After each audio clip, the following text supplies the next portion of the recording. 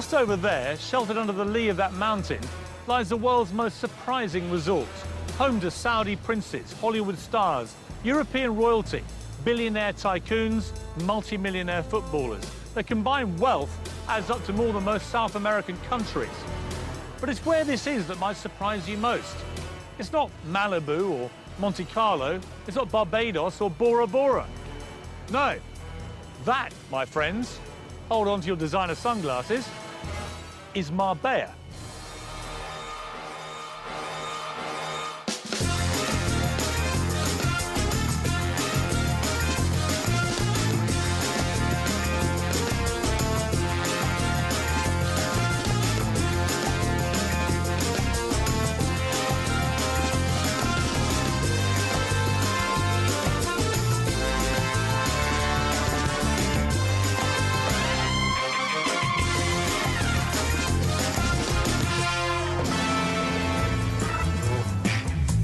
Marbella is a classic contradiction, a tale of two cities.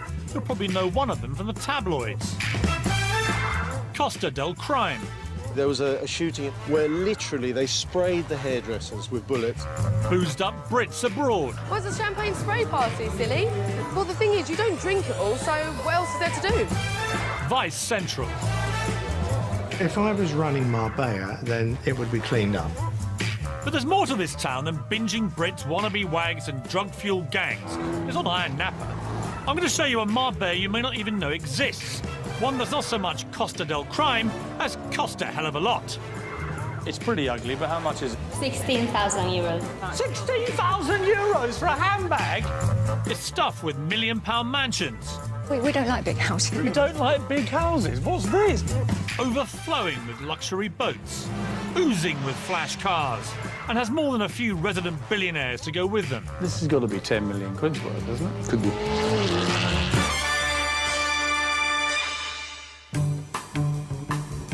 Marbella is on the infamous Costa del Sol, Spain's most southerly Mediterranean Mecca. With over 300 days a year of glorious sunshine, it's hardly surprising this bit of coast is so popular with us Brits. 300,000 live here, and a further 2.5 million visit every year.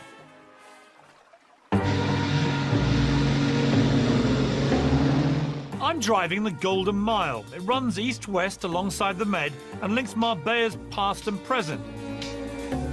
Behind me is the old town that Spanish Christians retook from the original Muslim invaders back in the 15th century. On my left here is the world-famous Marbella Club, where the magic of this place really all began. It was the hotel that first attracted film stars back in the 50s, kick-starting Marbella as an exclusive resort. Up here you have the mosque that was built by King Fahd of Saudi Arabia as a gift to the local people. And tucked up there you have the famous White House, which again King Fahd built as his summer residence. The Saudis still come every summer, spending millions on their annual holiday. All along here is Gulf Valley.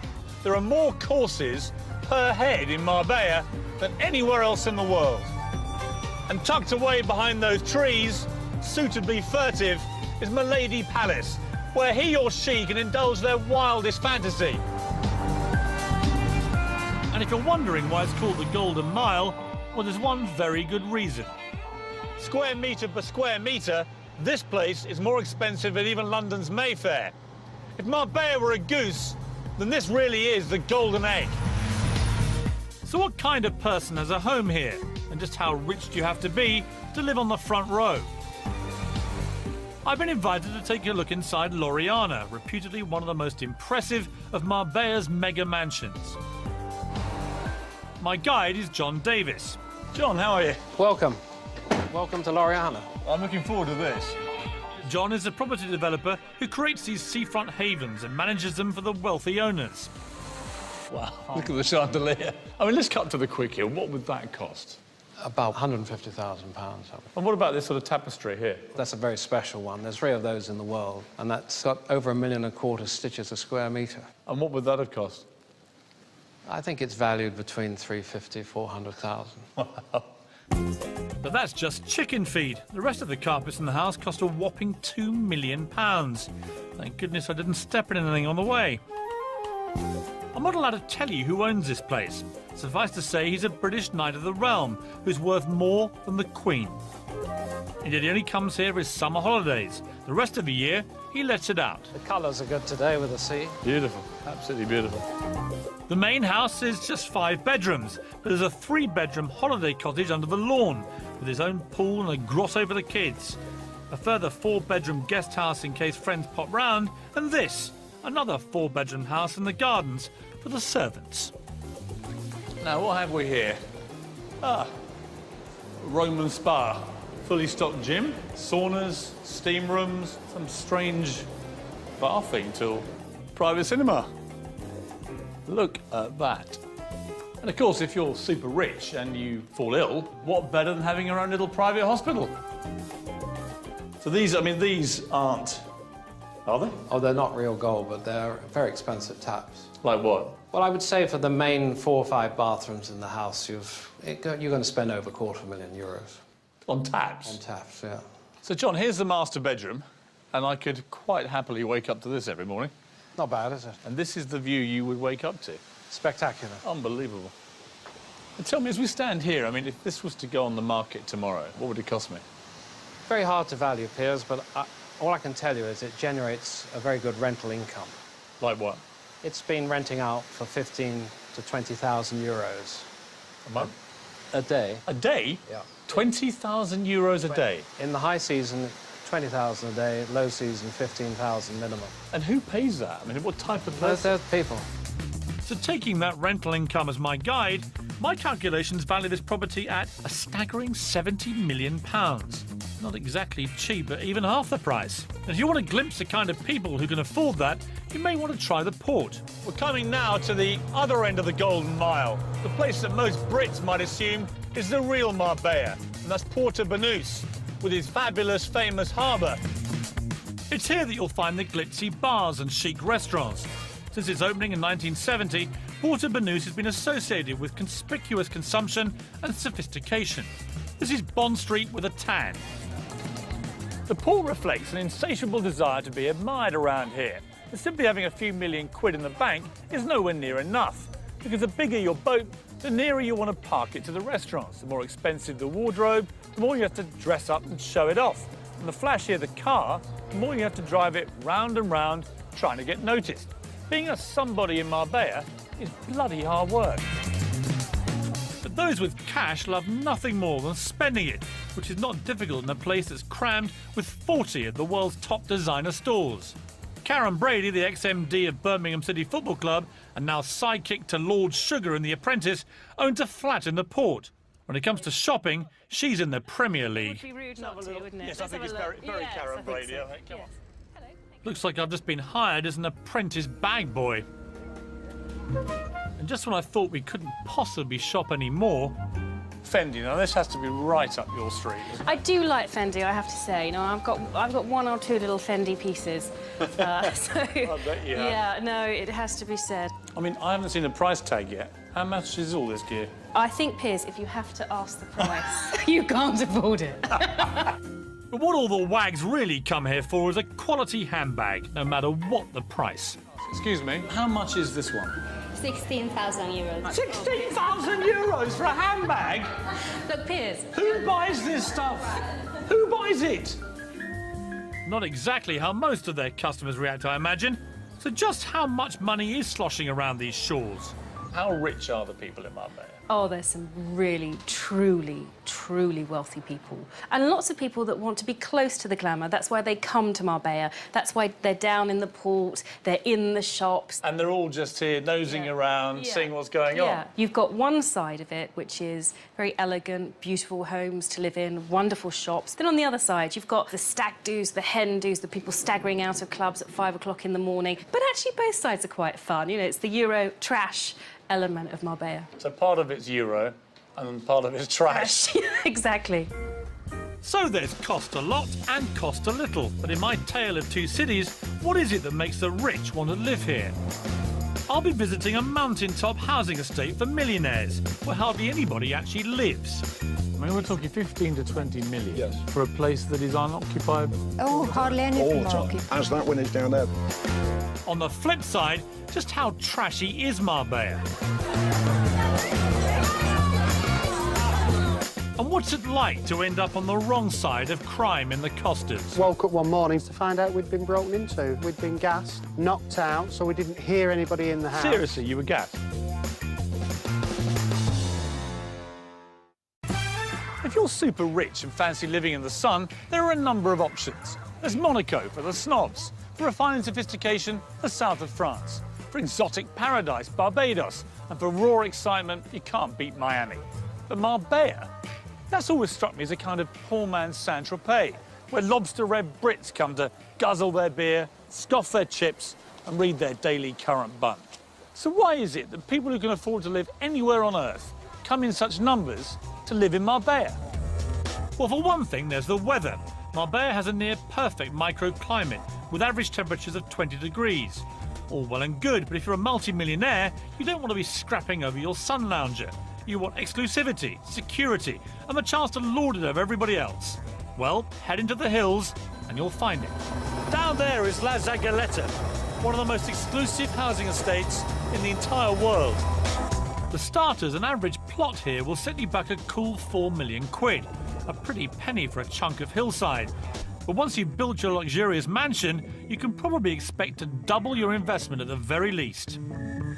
It seems some places are just recession-proof. Construction is frenetic here, and property values rising all the time. It measures 2,200 acres and has 50 kilometres of road crisscrossing it. It also boasts 2 golf courses, stables, tennis courts, a bowling alley, a gourmet restaurant and a nightclub. But here's the weird thing about it. Most of the houses there remain empty all year long. Their owners only use them for about 2 weeks of the year, which I guess makes it Butlins for the billionaire.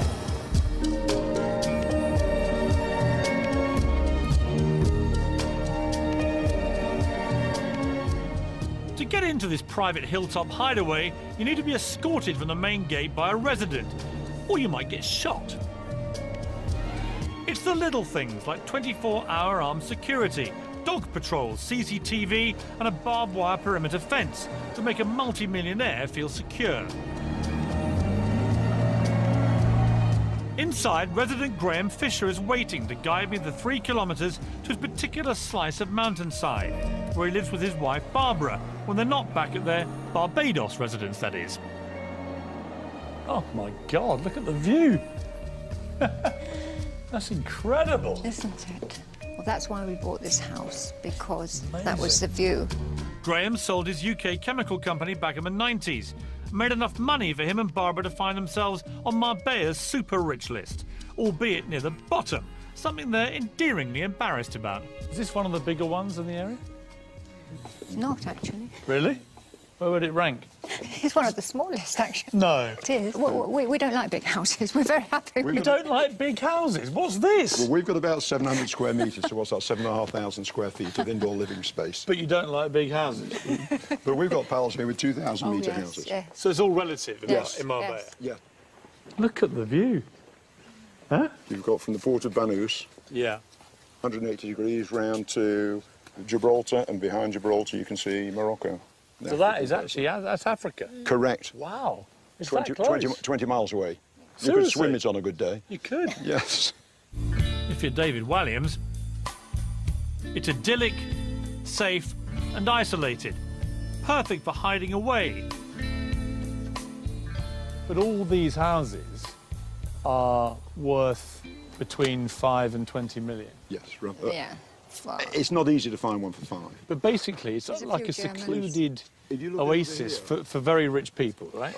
And us. Well, Graham, to be honest, I'm not scenting poverty here, Graham. And whose is that huge place just in front of us there? As far as I'm aware, it belongs to a German family, but we've never seen lights on it. It's never in use. I mean, we're talking 15 to 20 million Yes. for a place that is unoccupied. Oh, hardly any of All them the are time. occupied. As that one is down there. And there are a few Russians here. Yeah, the mayor of Moscow. The mayor as of well. Moscow has a Mayor of house. Moscow. Would you ever sit here and think, actually, we're a bit lonely up here? Well, No, but we've got well, lots no, of pals. because the English, well, we all stick together wherever we go, anywhere in the world. Well, I'd love to sit together with you. I haven't quite got the money, Barbara, to be honest with you. Oh, it's a great party house. Huh? We have some great I bet parties you do. out here. But it's, I mean, it is a very nice, secure place. That's why we feel came here, very really. comfortable. It is probably the Is most... it completely safe here? Yes. I would think it's probably one of the safest places in Europe. So the price of safety in this town is £20 million, give or take a few bob. An awful lot to shell out to ensure your parties aren't gate-crashed by unwanted visitors. But then this is the Costa del Crime. This stretch of coastline was first dubbed the Costa del Crime back in the late 70s, after some of our most notorious crooks came out here to enjoy the sun and to avoid getting nicked. While the UK and Spain were arguing over extradition treaties, the likes of Freddie Foreman, the craze enforcer, and Ronnie Knight, Barbara Windsor's gangster ex, were here enjoying their ill-gotten gains. And British hoodlums are still here, but things have changed. Marbella is now an international melting pot of criminals, and they're all after a slice of the action. Of course, where there are so many criminals living in such a small place, there are bound to be differences of opinion. In the last few years, along this small stretch of Spanish suburbia, there have been a whole spate of gangland shootings. 3 people shot in broad daylight in that restaurant. Another person shot up here on the right. And a married couple machine-gunned to death a little further down the road. In this town, you don't want to mess with the wrong people. You see, with Morocco just a short boat trip away, Spain is the preferred route for bringing illegal substances into Europe. Consequently, you'll find more than just a few drug barons hanging around. Someone who knows all about the illicit goings-on is Wensley Clarkson. No, he's not a drug baron, he's a journalist who's written a few books on Marbella's underworld. He now lives and works here. Well, it's fertile ground. So, Wensley, tell me about crime in Marbella. What's so weird about this place, Piers, is that you can sit on the beach as a tourist, have a lovely time in the sun, drink your pina colada at the bar on the beach, and 20 yards behind you might be a brothel, or 20 yards behind that might be a drug baron's house, and then 20 yards behind that might be a couple of criminals threatening each other with a gun. They're here because money attracts criminals, sunshine attracts criminals, a lapse police force attracts criminals. All the elements are here. This is why it's the melting pot of criminality that it is. You know, if you were brought up flogging the odd bit of cocaine in Bulgaria, you're going to be much happier flogging the odd bit of cocaine here. 40% of all of Europe's cocaine comes through Spain. Really? I mean, that speaks for itself. How much of what I'm looking at would you say has been paid for with dodgy money? Statistically, about 60 to 70% of the new buildings that have been constructed in the last 30 years here come from black money. That's illegal money, and it's helped fuel this entire economy. It wouldn't exist without it. How have you seen the Marbella crime scene evolve over the years? Instead of having friendly, old-time British villains who are nice to women and children, we've actually got hard-nosed Russian gangsters, other Eastern Europeans. These are people who take no prisoners.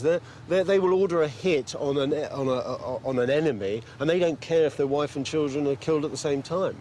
And is that actually happening in Marbella? I mean, this is not just myth. This is going on. It's going on all the time. There was a shooting in a hairdresser's not that long ago where literally they sprayed the hairdressers with bullets. They didn't care about the other people who were killed and injured, but they got the man they were after. I don't dispute what you're saying is true, but are you slightly exaggerating this? Because when I've walked around Marbella, it all seems relatively safe. Well, they're not popping out from behind trees of Lugers, Piers, but they're there. It's an underbelly, it's an undercurrent of criminality, because this is the centre, the epicentre of criminality in Europe, without a shadow of a doubt. Perhaps I'll give that haircut a miss. So maybe Marbella is actually a tale of 3 cities. The millionaires, the boozy Brits, and the criminals. Except you don't really see the drug deals and corruption going on. Or do you? In times gone by, Marbella's dirty dealing wasn't always consigned to the shadows. This is a €500 note, or as they call them over here, Osama bin Laden's. Because although 40% of the EU's entire supply allegedly passes through Spain, you never actually see one. And the reason for that is that most of these out here get passed like this, under tables. Black money deals were the order of the day during Marbella's unprecedented 15-year building bonanza, which began in the early 90s when property prices went crazy. The boom was fueled by corrupt mayors and officials who granted thousands of illegal permits to build on restricted land. Today, the carcasses of fraudulent overdevelopment litter this coastline as a symbol of their unrestrained greed. In a town with an oversupply of houses and hit by a recession that left failed businesses strewn everywhere and 3 of Marbella's top hotels going under, prices fell by almost 25% along this coast. It's left thousands of Brits who bought into the idea of a dream place in the sun seriously burnt. In the end, 3 mayors went to jail and the whole Marbella council was disbanded. So you'd imagine they'd be burning effigies of a terrible trio. Well, not quite. The most notorious of the jailed mayors, the late Jesus Hill, is revered by locals as a modern-day Robin Hood, who created the thriving Marbella of today. Michelle and Stephen Eusden explained to me the alternative view of the corruption. They came here with next to nothing, started an expat newspaper from scratch, and judging by what's in their garage, have done rather well for themselves. Michelle, looking magnificent, if you don't mind me saying. Thank you. The greatest nails I think I've ever seen in my life. Take me back to when you first came to Marbella. What was going on here then? At that time, we were just at the end of the last recession. It was just starting to recover. There was still a lot of property here that was half-built, never finished from the previous recession.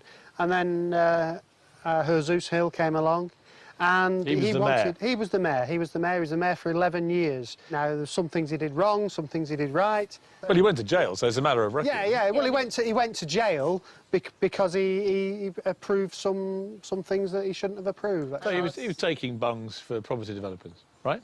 Yes, Yeah. and also... In millions and millions of euros. Yes. So actually... If you don't mind me suggesting this other thesis, he's actually far from being Robin Hood. He's Robbing Hood. No, I wasn't. I didn't say it was Robin Hood. If you ask the standard Spaniard on the street, even today, the average Spaniard will say to you, hold on a minute, he fed us. Well, of course he did, but he was creating an entirely false black market where they're all on the take, right? And black money was everywhere. No one paid any tax, and you all made a fortune. No wonder he's popular. He stopped petty crime. Saddam Hussein had his moments. Yeah, but he kept it all for himself. He didn't give it to the populace. You can say that. Oh, so it's because he gave back.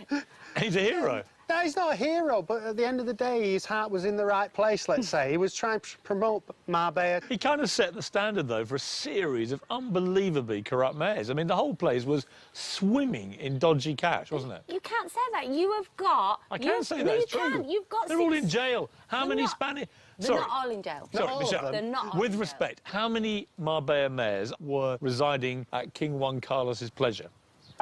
Well, at the time, there was 3. However... Just the 3 of them? You can't come to this country and say that there's corruption when you're... Yes, I can. They're all in jail. Well, there is, but there is that everywhere. And is it for the good or is it for the bad? Here, I think a lot of it was for the good. Of course, ironically, he then spawned with his behaviour the arrival of some pretty heavy criminal gangs. I agree with you. Know, gangsters. Yeah. And you yourselves, in the end, fell victim to these people. Yes. What was that? Well, I woke up one morning feeling very groggy and with a thick head, and I went downstairs to find out we'd been broken into, and subsequently realised that we'd been gassed, knocked out, so we didn't hear anybody in the house. Seriously, you were gassed? Yeah. Seriously. They actually put the gas through the air conditioning units. That's how they get it in the house. We believe it comes from Eastern European, and it's something that their special services used to use. We were fortunate. At the same night that we were actually gassed, a very wealthy Spanish client of ours was done in the same area, and they actually woke her up at gunpoint, her and her husband, and they had to empty the safes. So I thank God we got away, but it was a warning. Scary stuff. But to add to the mix of multi-millionaires, criminal gangs and corrupt mayors, there's a new breed of visitor to Marbella, the boozed-up, binging Brit. But just how bad are their antics? Non-boozed-up Brit Max Clifford does some straight talking. We've noticed young prostitutes, drugs being openly sold. And I hit the millionaires' playground to find out how they really like to burn their cash. You are clearly stinking rich. Is it impertinent to ask how much this cost you? Yes.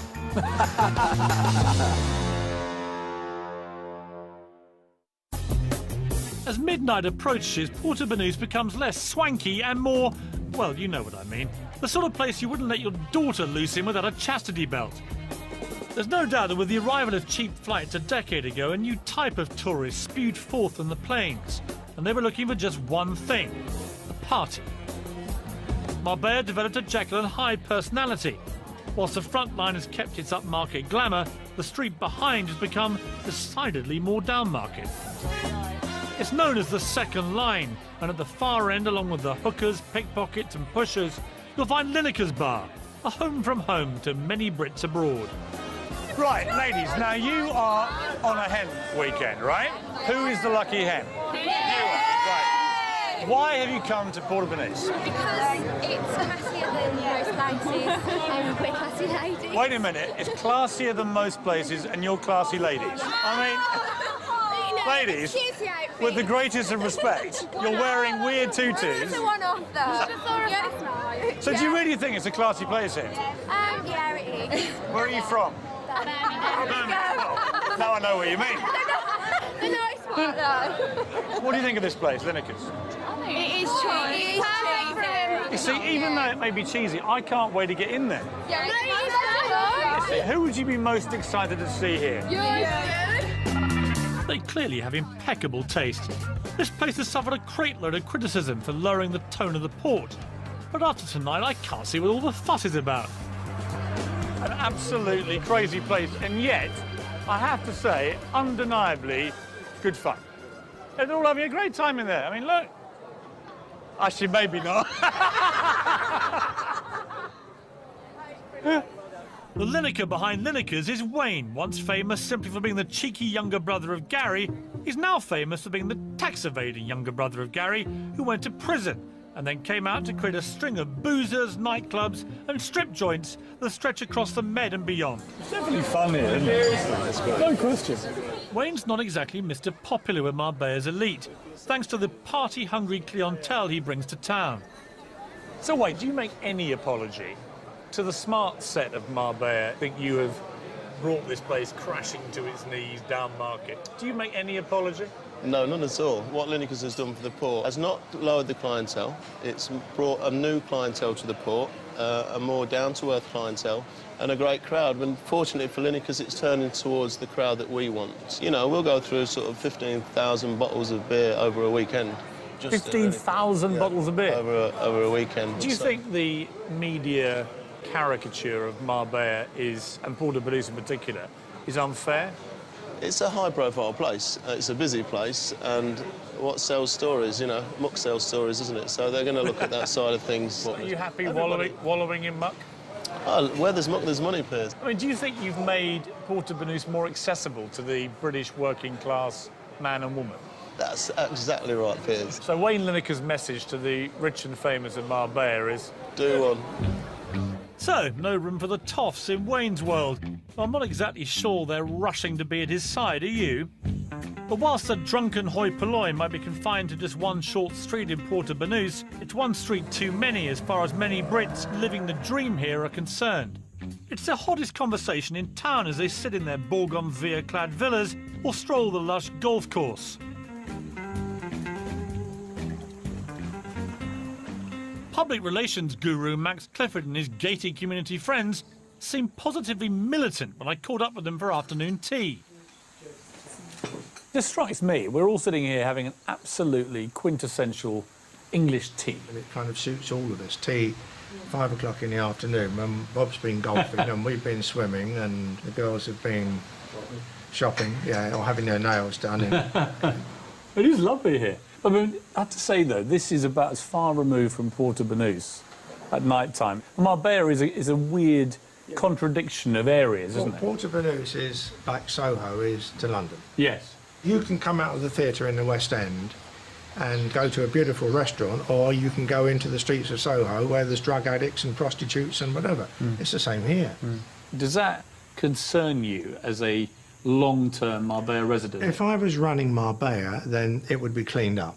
There would be police presence, it would be altogether different. What would you do? Would you shut down bars like Lineker's? Well, I would make sure that they were carefully controlled. I mean, in terms of people wanting to go out and have a drink, absolutely fine.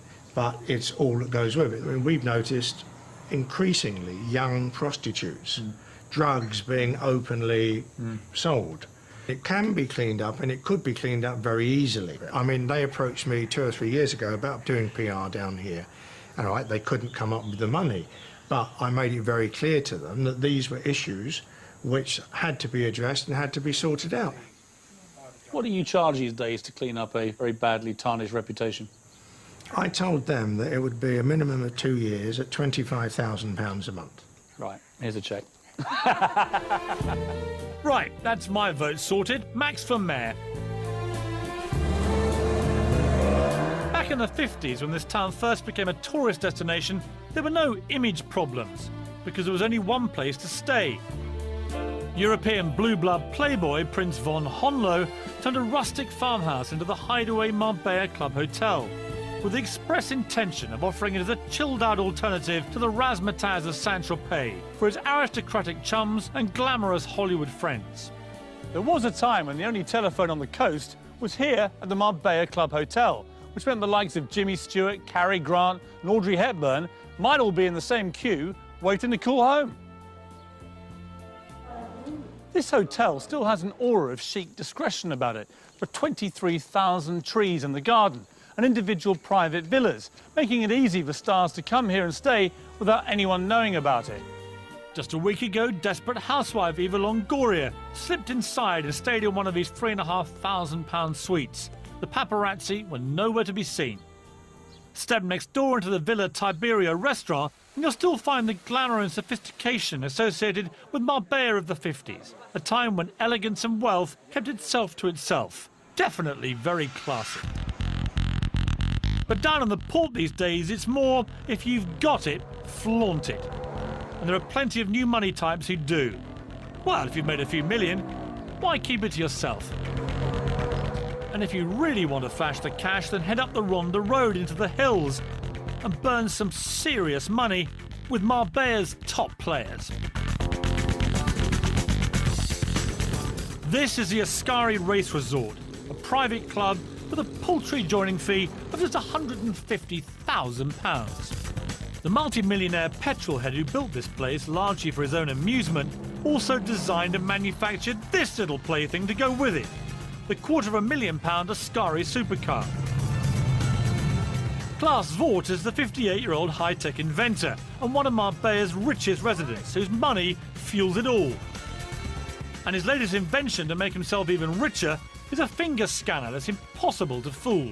It's all about fingerprints, right? It's not fingerprint. What is it? It's a radio scan of your 7th layer inside your finger. It's like something out of Star Trek. There's a good reason for all this security. My God. These are Formula One cars, These right? are all Formula One cars. All of them have been used in Formula One races. Proper Formula One cars. I'm now inside the most expensive toy box in the world. This has got to be 10 million quid's worth, hasn't it? Could be. What was your vision for this place? Basically, I would like to own a circuit where I can play on every day. That's how it started. It's the ultimate boy's toy, really, isn't it? Yes. Every day I get here, I still think it's a fantastic place and I love it. It's like walking into heaven when you get to these gates. It's an extraordinary place. Yes. I mean, you could live anywhere in the world, couldn't you? Yes. Why Marbella? I think Marbella is vastly underrated. I think it's a fantastic place. Need to be in Western Europe on a regular basis.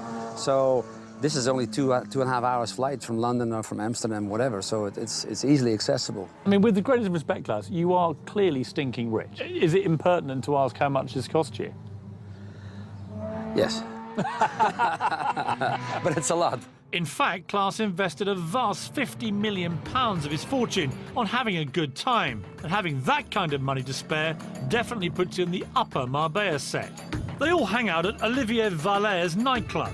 Lineker's is just a stone's throw away, but this place is about as far removed from Wayne and his pals as you could possibly get. Hello. The Queen of Marbella. Welcome to my I have place. heard so much about you. Thank you very much. Take me into your lair. Welcome, welcome.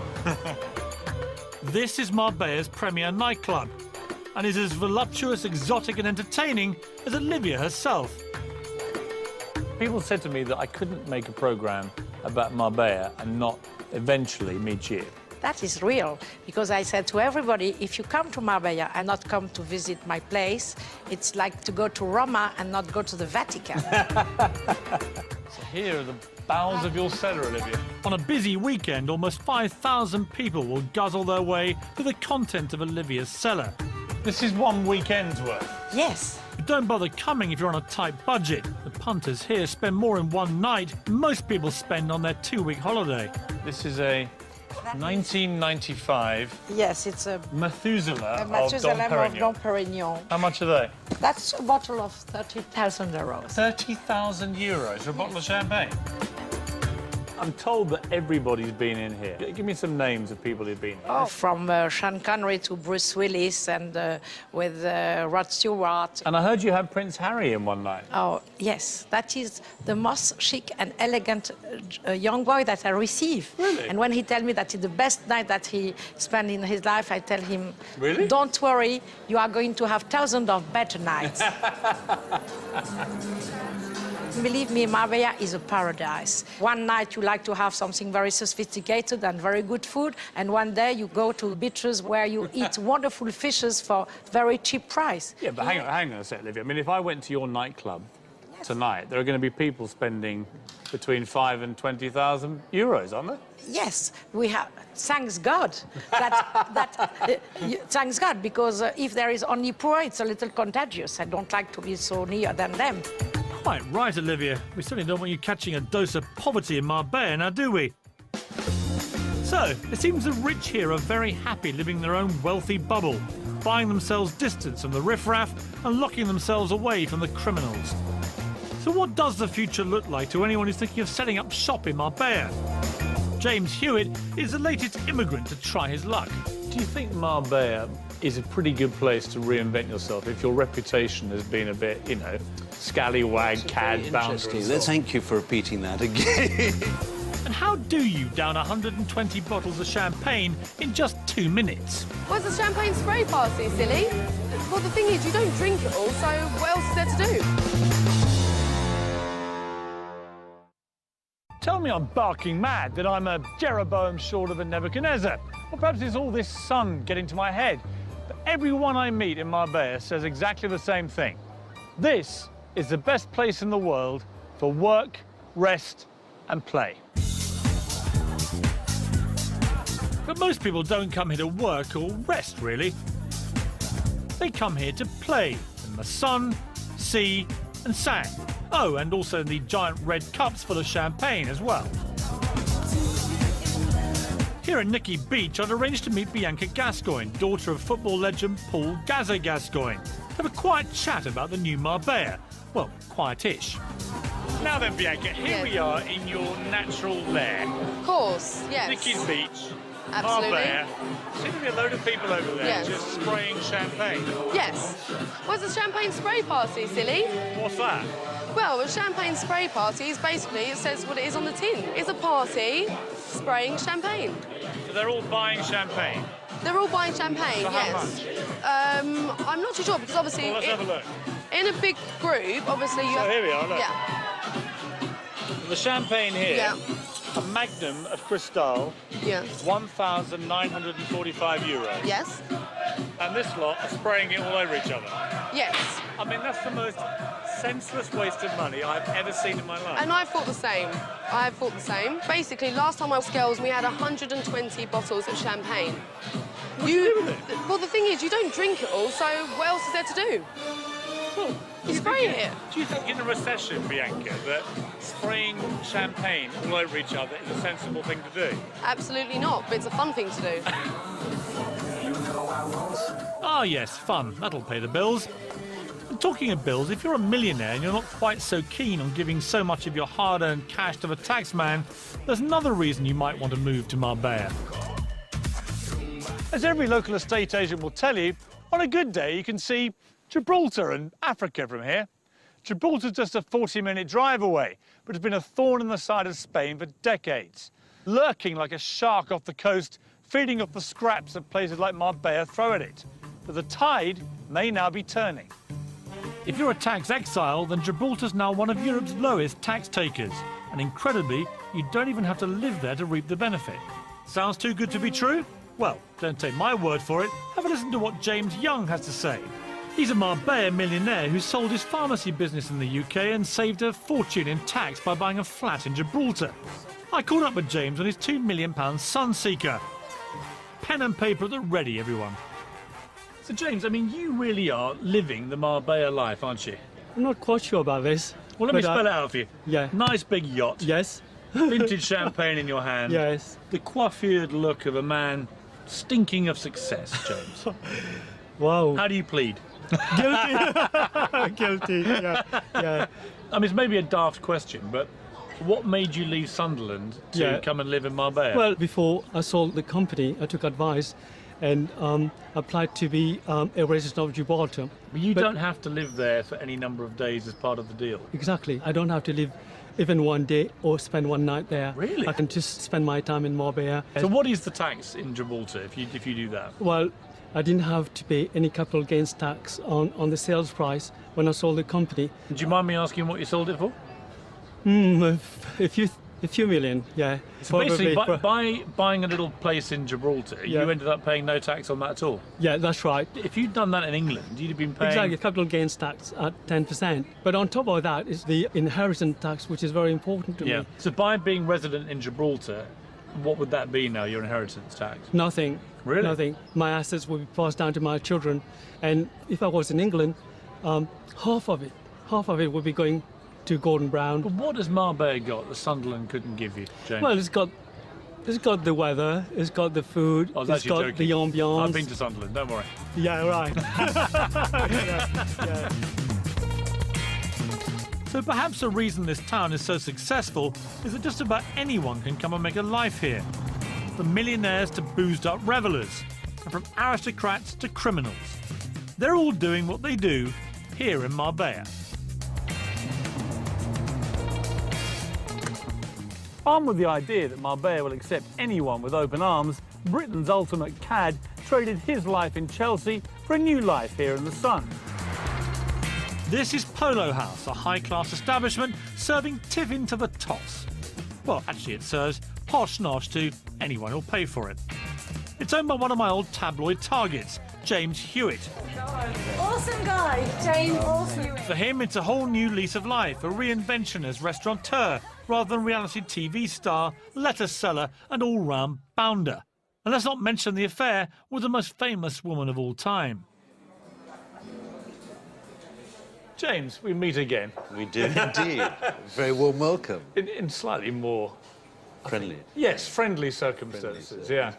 Do you think Marbella, more than most places, is a pretty good place to reinvent yourself if your reputation has been a bit, you know, scallywag, cad, very bounder? interesting. That's a very... Thank you for repeating that again. Scallywag, cad, bounder. You know what I mean, though? That actually this is a pretty good place to reinvent I think yourself. anywhere is a good place to go, other than England. No, I wouldn't have chosen it for any other reason than it had potential for developing a new business. Is it a big risk for you? Oh, yes. A huge risk. I mean, last year was quite worrying. I mean, worst possible time to launch a place like this, I would have thought. Well, I mean, one probably wouldn't have done it had one realised that the credit crunch was coming. How much of a draw here are you, personally, do you think? I hope very little. Because what I hear is that all the ladies in town you love are coming... joking. No, I'm serious. You're joking. No, You are like coming along here to meet James Hewitt, which obviously I find quite baffling, but it's true. Well, thank you for that. Well, no, I'm not going to kid myself. I mean, you know, I think that people are intrigued. I mean, I don't think it's necessarily me, but it's the person that they've read about or heard about. But I hope they find when they've been here that they like the place and they come back. And is there a lady in the life of James Hewitt at the moment? No. No? No. No time. No time. I mean, would it be a dream of yours that you could be remembered, perhaps, as James Hewitt, a successful restaurateur, rather than James Hewitt, ex-lover of Princess Diana? I mean, you can't expunge history, so... But excuse me. in terms of an aspiration for you personally? Yes, I mean, I'm trying to, you know, I have moved on. I'm going to continue to move on. And if that is accompanied by success, then I would have no complaints. Good luck. Thank you. I set off to investigate a tale of two cities. But Marbella has turned out to be a mini metropolis in my son, providing everything to everyone. Try and quantify exactly why so many people flock down here, and you'll be sipping your G&Ts for several days to come.